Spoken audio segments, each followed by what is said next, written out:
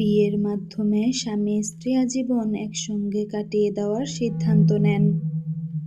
দীর্ঘ এই পথ চলায় স্বামী-স্ত্রীর মাঝে মনোমালিন্য, ঝগড়া-বিবাদ হয়ে যায় অনেক সময়। এটা স্বাভাবিক জীবনের অংশ। কখনো এমন কিছু হলে নিজেরাই তা মিটমাট করে নেওয়া উচিত। কিন্তু তা যদি বড় আকার ধারণ করে তখন দুই পরিবার আলোচনার মাধ্যমে নিষ্পত্তির চেষ্টার কথা বলা হয়েছে কোরআনে। কোরআনে বর্ণিত হয়েছে, তাদের উভয়ের মধ্যে বিরোধ আশঙ্কা করলে স্বামীর পরিবার থেকে একজন ও স্ত্রীর পরিবার থেকে একজন সালিস নিযুক্ত করবে।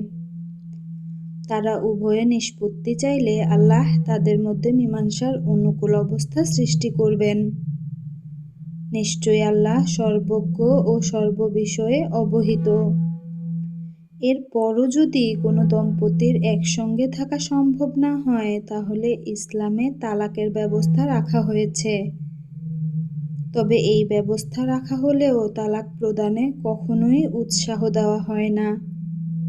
এটা নিতান্তই নিরুপায় অবস্থা থেকে উত্তরণের একটা অপছন্দনীয় পথ।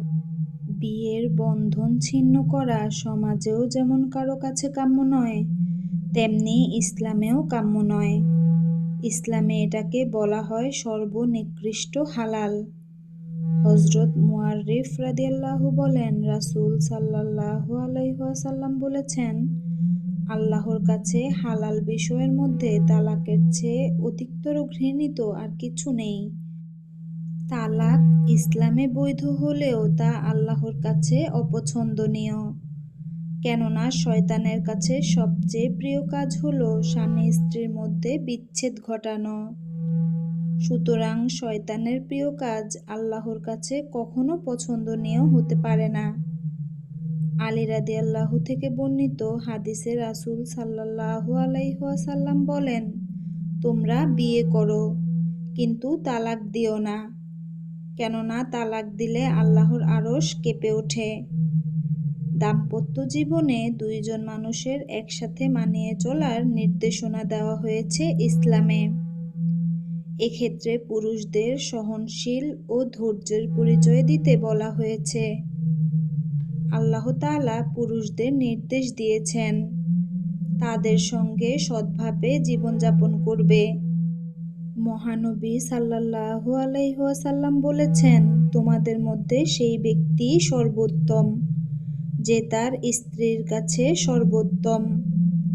এছাড়া স্বামী স্ত্রীর বিচ্ছেদ হলে তার সবচেয়ে বড় প্রভাব পড়ে তাদের সন্তানদের ওপর।